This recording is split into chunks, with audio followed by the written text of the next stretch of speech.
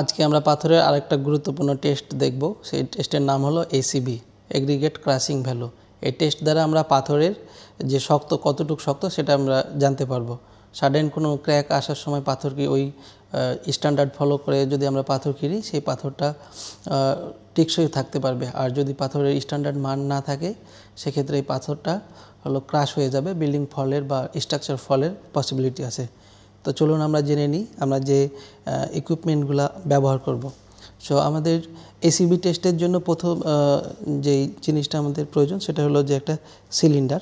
এই সিলিন্ডারের যে ইন্টারনাল ডায়ামিটার, এই ইন্টারনাল ডায়ামিটার হলো 154 mm এবং যে ডেপথ আছে, এই ডেপথের মেজারমেন্ট হলো 125 থেকে 140 mm। এখানে এটার পরে আসে প্লাঞ্জার। এটা হলো প্লাঞ্জার। এই প্লাঞ্জারের দুইটা পার্ট, একটা হলো পিস্টন আর একটা হলো স্টিম। এখন এখান থেকে এটার যে থিকনেস সেটা হলো 100 থেকে 115 mm এর মধ্যে থাকতে হবে। এখানে আছে এ মেটাল সিলিন্ডার মেজারিং কাপ। এখন এই কাপের যে ইন্টারনাল ডায়ামিটার সেটা হলো 115 mm এবং যে থিকনেস, এই থিকনেস অথবা ডেপথ যেটাই বলি 180 mm হতে হবে। এরপর আমাদের লাগবে হলো যে আমাদের স্যাম্পল সিভিং করার জন্য দুইটা চালনি লাগবে। একটা হলো 14 mm, একটা হলো 10 mm আর একটা 2.36 mm এর চালনি। আর পাশাপাশি মেজারিং স্কেল এবং soft hammer, wire brush, scale মেজারিংয়ের জন্য এবং ট্রে, স্যাম্পল আর একটা কম্প্রেসিভ স্ট্রেংথ টেস্টিং মেশিন, যে মেশিনের সাহায্যে আমরা মেনলি ক্রাশিং করব। সো টেস্টের প্রথম ধাপ হলো আমাদেরকে অবশ্যই স্যাম্পল কালেক্ট করার পর সেটা ওভেন ড্রাই করে নিতে হবে, not more than 4 hours। 105 degree plus তাপমাত্রায় আমাদেরকে ওভেন ড্রাই করতে হবে। এরপরে এই স্যাম্পলটা আমাদেরকে রুম টেম্পারেচারে নিয়ে তারপরে টেস্টটা করতে হবে। তো আমাদের রুম টেম্পারেচারে এই স্যাম্পলটা চলে আসছে। এরপরে আমরা প্রথম যেটা করব সেটা হলো সিভিং করব। আমরা 14 mm চালনি দিয়ে পাসিং করবে জন্য স্যাম্পলটা এবং 10 mm চালনিতে রিটেন করবো। এই স্যাম্পলটা নিয়ে আমরা টেস্ট করব। এখন আমরা চালনির কাজটা করে নিচ্ছি, সিভিংয়ের কাজটা।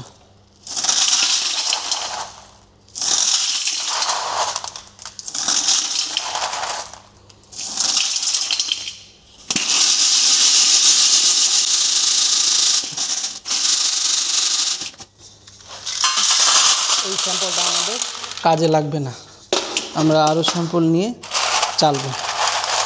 আমাদের যে মেজারিং কাপ আছে, কাপ পূর্ণ করার জন্য যতটুকু স্যাম্পল দরকার ততটুকু স্যাম্পল আমাদেরকে সিভিং করতে হবে।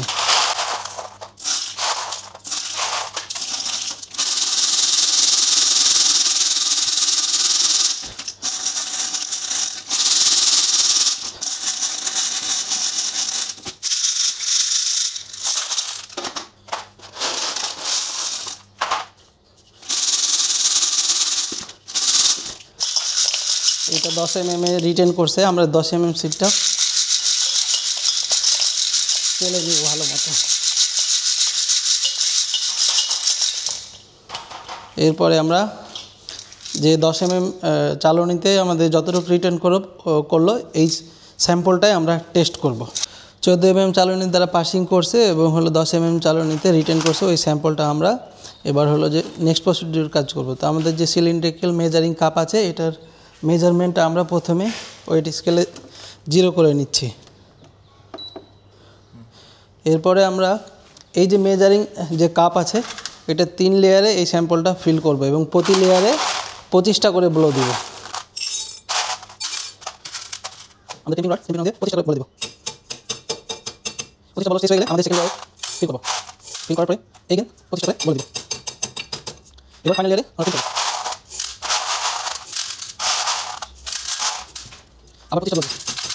ফাইনালি আমাদের যে মেজারিং কাপ আছে, টপ লেভেলটাকে রোলিং করে লেবেল করে নিতে হবে, টপ লেভেলটা যেন সেম থাকে।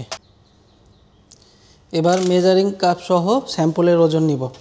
ওজনটা পরিমাপ করছি। 2843 গ্রাম।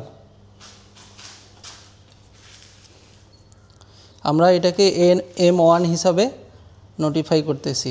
সেটা আমরা যেটা পেয়েছি 2843 গ্রাম। এখন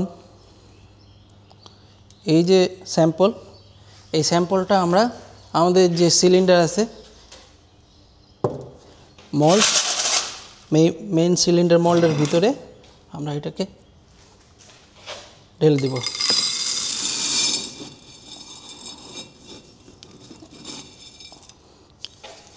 এরপর আমরা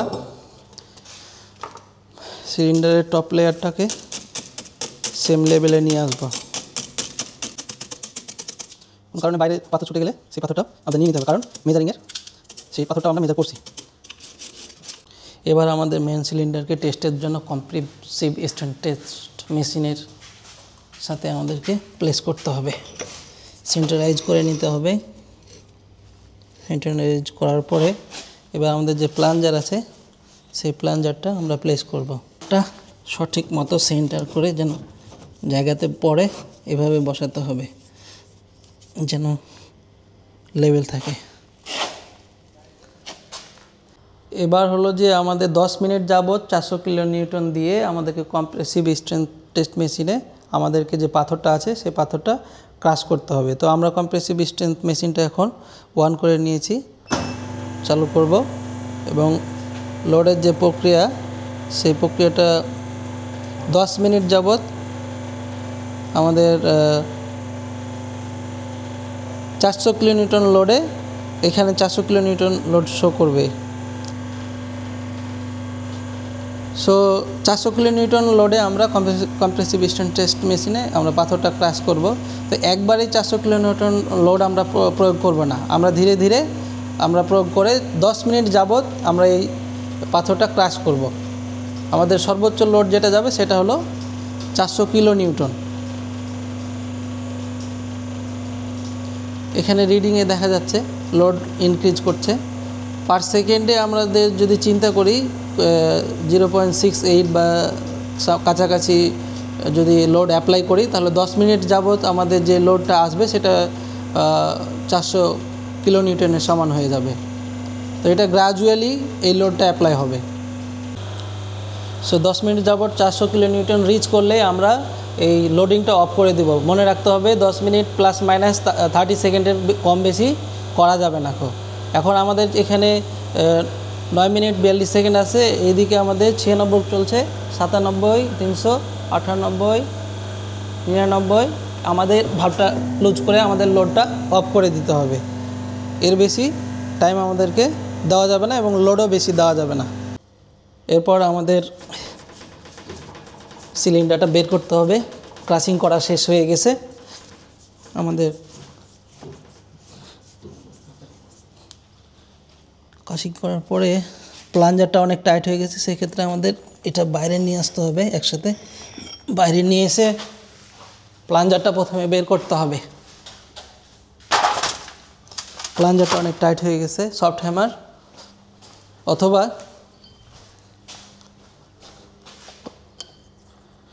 এটা প্লাঞ্জারের জন্য লিফটিং হ্যান্ডেল।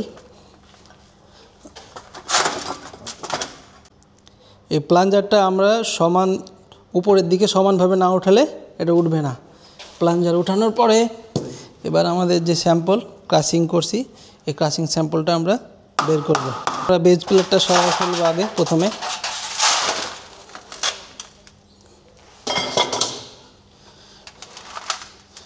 তারপর হ্যামারিংয়ের মাধ্যমে আমরা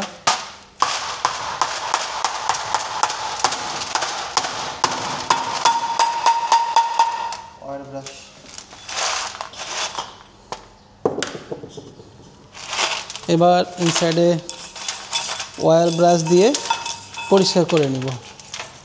আমাদের ক্রাশিং করা শেষ হয়ে গেছে। এখন আমাদের যে 2.36 mm এর চালনি আছে এই চালনি দিয়ে আমরা আমাদের যে ক্রাশিং স্যাম্পলটা পেয়েছি এটা সিভিং করে ফেলব।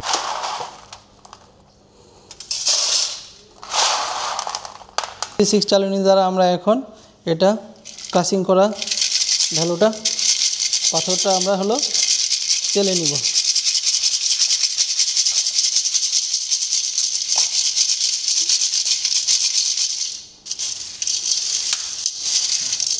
সো যখন আমরা এই 2.36 mm চালনী দ্বারা চালবো এই সময় লক্ষ্য রাখতে হবে যেন সাবধানতা বজায় রাখি, কারণ হলো যে ডাস্টটা আছে এই ডাস্টটাও কিন্তু আমাদের ক্রাশিংয়ের অংশ, সো ডাস্টটা যেন উড়ে না যায়।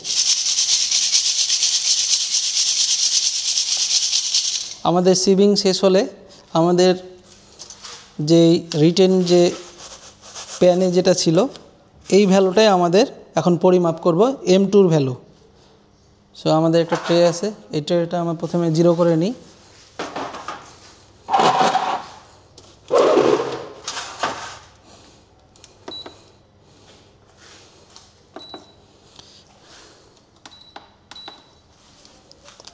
এরপরে আমাদের যে ক্রাশিং করার পরে যে ইটা পাইলাম আমরা 2.36 mm চালনী দ্বারা পাসিং হয়েছে, ওই পাসিং যে স্যাম্পল এই স্যাম্পলটুক আমাদেরকে পরিমাপ করতে হবে।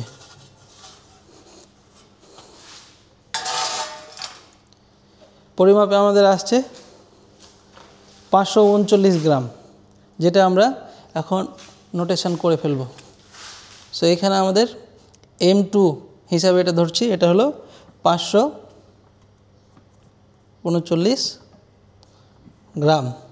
এখন আমরা যে ক্যালকুলেশন প্রসেসে যাব, ক্যালকুলেশন প্রসেসটা হলো এইখানে যে M2 আছে ডিভাইডেড বাই M1 গুণিত 100। এখন আমরা দেখছি ক্যালকুলেশনের জন্য যে সূত্রটা আছে ACB ক্যালকুলেশনের জন্য, সেটা হলো M2 divided by M1 into 100।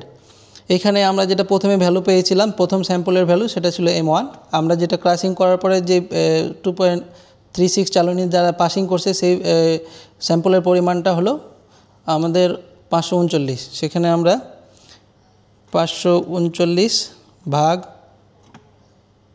2843 গুণিত 100, আমাদের যেটা ভ্যালু আসছে সেটা হলো 18.95%। 18.95%। আমরা যে ভ্যালুটা পাইলাম এই ভ্যালুটা হলো স্পেসিফিকেশান অনুযায়ী 30-এর মধ্যে থাকতে হবে, 30%-এর বেশি থাকতে হবে না। আমরা যে স্যাম্পলটা টেস্ট করলাম এই স্যাম্পলটা ওকে আছে। আপনারা যদি নিজে নিজে ট্রাই করতে চান এবং কোনো হেল্পের প্রয়োজন হয় সেক্ষেত্রে আমাদেরকে কমেন্ট করুন।